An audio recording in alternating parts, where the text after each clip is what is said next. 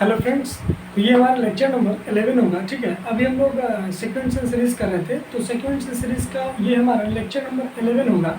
तो जो हमारा प्रीवियस होमवर्क था वहाँ से इस वीडियो को हम स्टार्ट करते हैं। तो जो हमारा प्रीवियस होमवर्क था उस क्वेश्चंस में आपका सिंपल सा क्वेश्चन क्या था। फर्स्ट क्वेश्चन था कि सपोज अगर हमारे पास 7 नंबर हो और वो नंबर अगर एपी में हो, ठीक है, तो उस नंबर को हम लोग क्या चीज़ कंसीडर करेंगे, उस चीज़ के बारे में होमवर्क था। ठीक है, तो अगर 7 नंबर्स अगर एपी में हो तो आपको कंसीडर करना है a minus 3d, a minus 2d, a minus d, a plus d, a plus 2d, a plus 3d।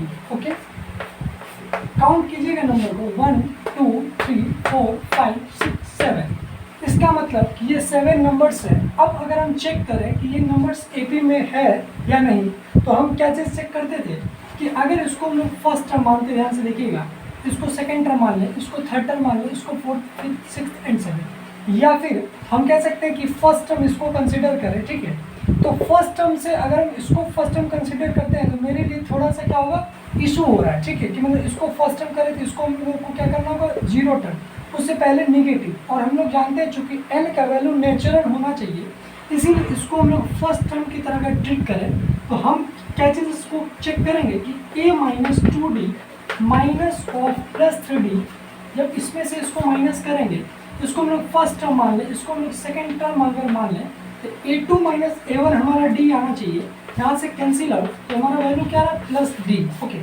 उसी प्रकार आप किसी भी नेक्स्ट टर्म में से जब प्रीवियस टर्म को माइनस करोगे आपका वैल्यू कितना बन रहा, प्लस d। आप चाहे तो चेक कर सकते हैं सारे में माइनस करके। तो इसका मतलब ये है कि जब हम नेक्स्ट टर्म में से प्रीवियस अगर टर्म को माइनस करें तो हमारा जो वैल्यू है वो आपका प्लस d आ रहा है। इसका मतलब अगर 7 टर्म्स अगर एपी में हो तो हम कंसीडर करेंगे a minus 3d, a minus 2d, a minus d, a and a plus d, a plus 2d and a plus 3d। ठीक है, दूसरा जो हमारा प्रॉब्लम्स था वो क्या चीज़ था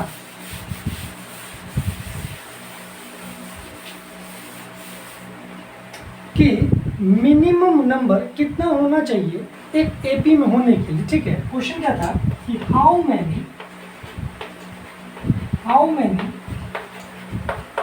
minimum number will be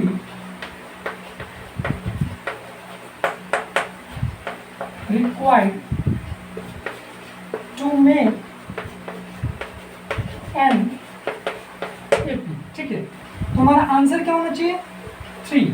क्यों? क्योंकि हम लोग जानते हैं कि A, B और C अगर 3 नंबर AP में हो तो a plus c by 2 is equal to B.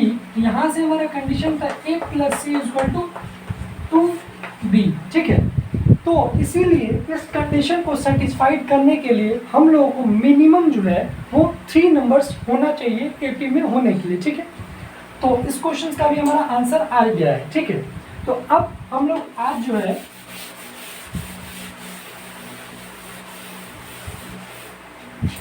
कुछ न्यू क्वेश्चंस का प्रैक्टिस करेंगे जो इंपॉर्टेंट होगा। ठीक है, तो देखिएगा फर्स्ट क्वेश्चन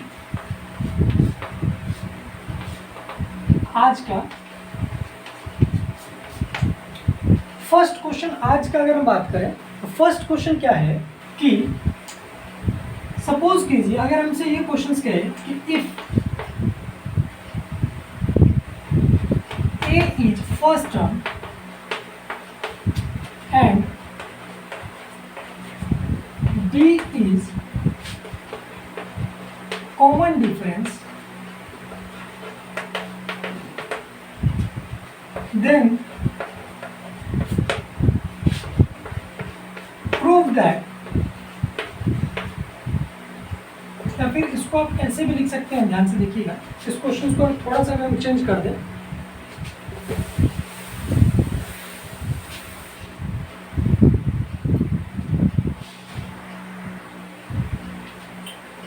क्वेश्चन इस प्रकार होगा, देखिएगा suppose if nth term of an AP, अगर if nth term of a progression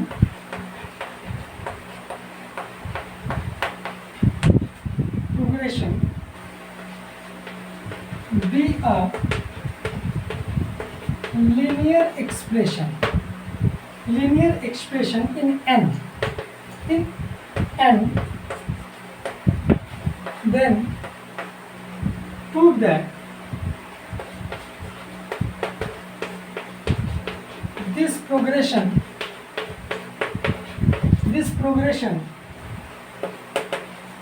in an AP।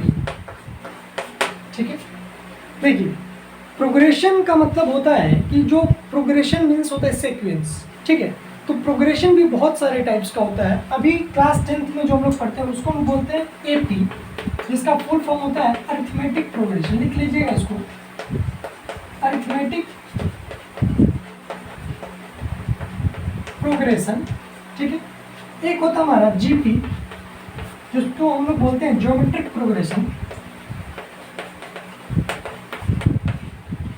And last one जो हमारा होता है उसको हम बोलते हैं एचपी, जिसको हम बोलते हैं हार्मोनिक प्रोग्रेशन। ठीक है, तो अभी जो क्लास 10th में हम लोग को पढ़ना है दैट इज एपी। ठीक है, इसका मतलब हम लोग को पढ़ना है अरिथमेटिक प्रोग्रेशन। ठीक है, तो आपका क्वेश्चंस में क्या कह रहा है कि if nth term of an progression be a linear expression in n, then prove that in an AP। मतलब सबसे पहली बात, इस क्वेश्चंस को सॉल्व करने के लिए हम लोग को ये चीज़ जानना जरूरी है कि लीनियर एक्सप्रेशन का मतलब क्या होता है। ध्यान से सुनिएगा।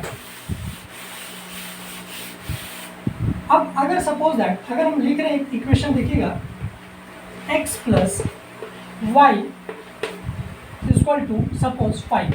ठीक है, तो x plus y equal to 5 है, तो इसका मतलब इसको हम लोग बोलते हैं linear equation in two variables. Linear शब्द का मतलब होता है वन। मैथमेटिक्स में लीनियर की अगर हम बात करें तो उसका मतलब है वन, और इक्वेशन का मतलब है कि इक्वल टू का होना जरूरी है, एंड इन टू वेरिएबल्स का मतलब है कि आपके पास टू जो ये वेरिएबल्स है, वेरिएबल्स का मतलब होता है कि जिसका वैल्यू चेंजेस हो।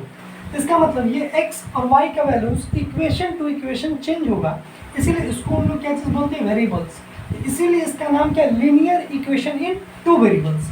अगर हम लिखे सपोज कि ए एन प्लस बी, ध्यान से सुनिएगा, अगर हम लिख रहे a N plus b where, अगर हम लिख दें कि where a and b are constants and n is variable, इसका मतलब है कि इस एक्सप्रेशन में या फिर इस जो टर्म गिवन है इसमें linear equation in one variables है। ध्यान से सुनिएगा।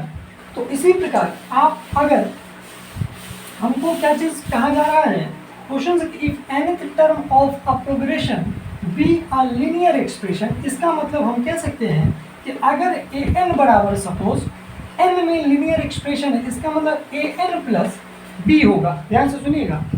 और अगर ए एन प्लस बी है जहाँ पे ए एंड बी जो है वो आपका कांस्टेंट है, ओके, एंड एन इज क्या आपका वेरिएबल।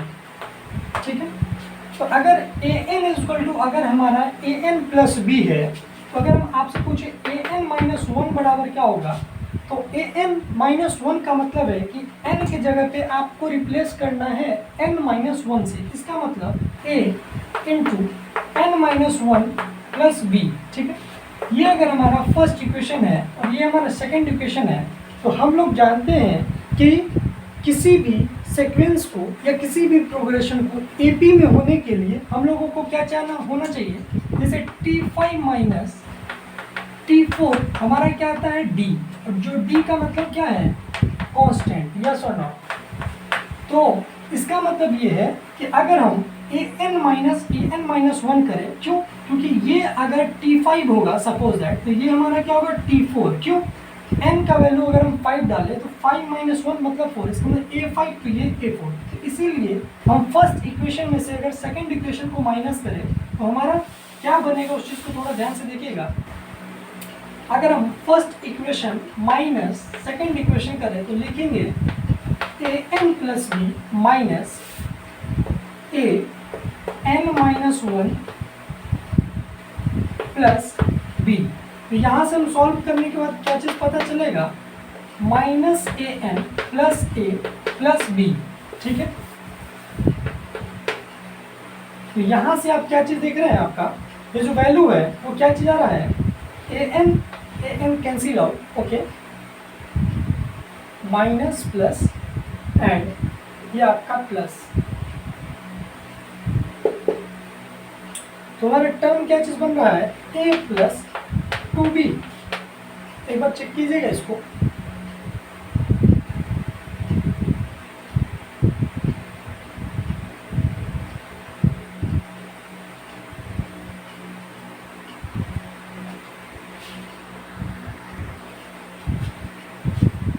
ओके, यहाँ पे थोड़ा सा हमारा मिस्टेक्स है कि A N plus B minus ये हमारा ये टर्म माइनस हो रहा है, ध्यान से।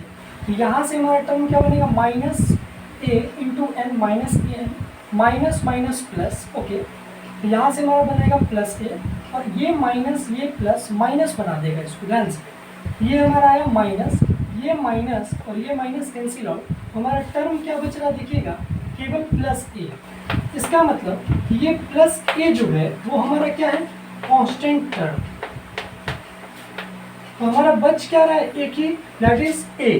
तो अभी जस्ट हम लोग क्या चीज़ देखें कि अगर T5 माइनस T4 अगर हमारा एक कांस्टेंट टर्म बच रहा है तो वो हमारा क्या होता है, AP। तो हम कह सकते हैं कि ये जो एक्सप्रेशन हमारा गिवन है an प्लस बी वो हमारा AP में होगा अगर हम चेक करें an माइनस 1 से। ठीक है, तो ये एक इम्पॉर्टेंट क्वेश्चन है।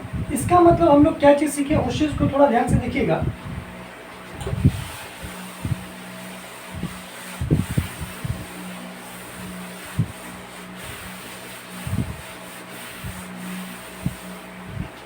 इस कंसेप्ट से हम लोग ये चीज़ सीखे हैं कि कभी भी ए एन जो nth टर्म होगा किसी भी एपी का वो लीनियर एक्सप्रेशन होता है। इस चीज़ को आप याद कर लें। अगर suppose that a N equal to अगर हमारा ए एन प्लस बी है तो ये हो सकता है कि वो ए पी हो। अगर मान चले A N equal to A N square plus B N plus अगर सी हो, ठीक है, और अगर कोई पूछे कि ए एन टर्म आपका गिवन है suppose A N square plus B N plus C, क्या ये ए पी है, तो आंसर आपका होगा नो। क्यों, क्योंकि nth टर्म जो है ए पी का वो आपका लीनियर एक्सप्रेशन होना मस्ट है। इस चीज़ को आप समझ लें बढ़िया से, ठीक है। तो ए एन टर्म को बेसिकली कहीं कहीं पे आपको टी एन भी लिखा होता है, मतलब टी एन का मतलब है nth टर्म और ए एन का मतलब है nth टर्म। इस चीज़ को आप ध्यान दें। तो आपका क्वेश्चन कभी इस प्रकार भी होगा, देखिएगा ध्यान से।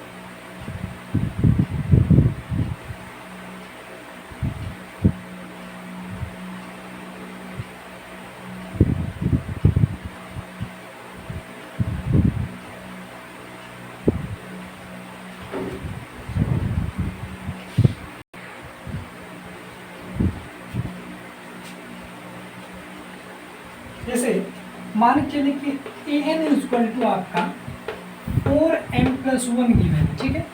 आपको गिवन है कि nth टर्म जो है इस एक्सप्रेशन का, मतलब इस किसी भी एपी का सपोज nth टर्म आपके पास 4m+1 है, ठीक है। तो आपको पहला जो फाइंड आउट करना है वो आपको डी निकालना है, ठीक है। फर्स्ट आपका निकालना फाइंड डी। उसके बाद आपको निकालना है फाइंड 31st टर्म। ध्यान से, तो अगर ये nth टर्म है, अगर इसमें हमको d निकालना है तो हमको कम से कम 2 टर्म निकालना जरूरी है। तो इसका मतलब a1 अगर हम निकाल लें तो 4 × 1 + 1, क्यों? अगर n का वैल्यू अगर हम 1 डालें तो यहाँ भी हमको n का वैल्यू 1 डालना है, इसीलिए 4 × 1 + 1 यहाँ से आएगा a1 = 5। ध्यान से, मतलब कि फर्स्ट टर्म जो है वो हमारा आ चुका है कितना, 5।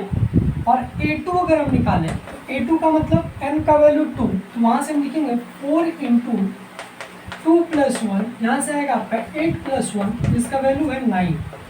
तो a2 का वैल्यू हमारा कितना आ गया 9, और a1 का वैल्यू कितना आया 5। ध्यान से, अब a3 भी अगर हम निकालना चाहें ताकि हम चेक कर ले कि ये जो गिवन एक्सप्रेशन है वो AP में है या नहीं, तो उसके लिए हम क्या चीज़ करें, 4 × 3 + 1 = यहाँ से हमारा वैल्यू आएगा 30।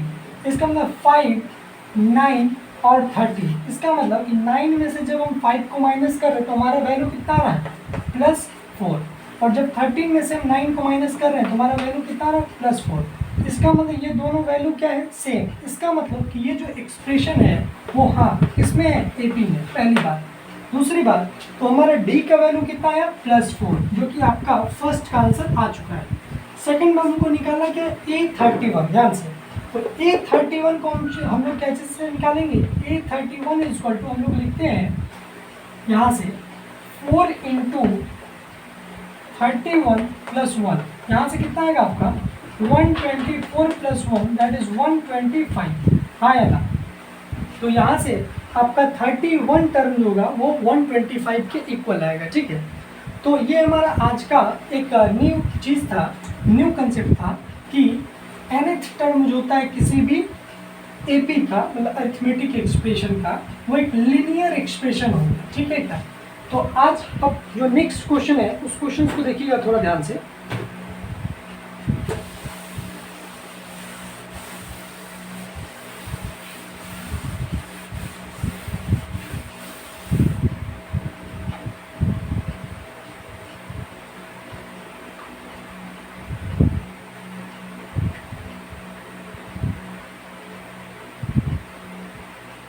एक क्वेश्चन में देखिएगा, आज का हमारा ये सेकंड क्वेश्चन है, या फिर आप इसको थर्ड मान लें। तो क्वेश्चन इस प्रकार है कि in a given AP if the th term of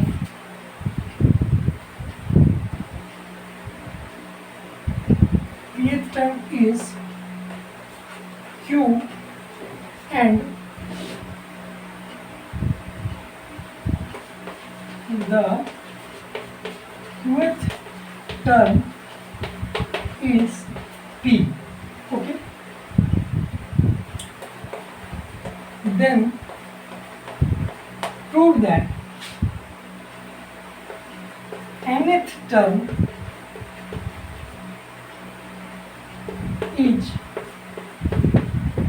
P + Q - N। ठीक है, इस क्वेश्चन को आप ध्यान से देखिएगा, पहले एक बार ट्राई मारिएगा आप खुद से। ठीक है, ये क्वेश्चन एक अच्छा सा क्वेश्चन है। अगर आप इस क्वेश्चन को कर रहे हैं इसका मतलब कि आपका जो बेसिक्स कंसेप्ट है वो क्लियर है। ठीक है, तो इस क्वेश्चन को एक बार ट्राई मारिए।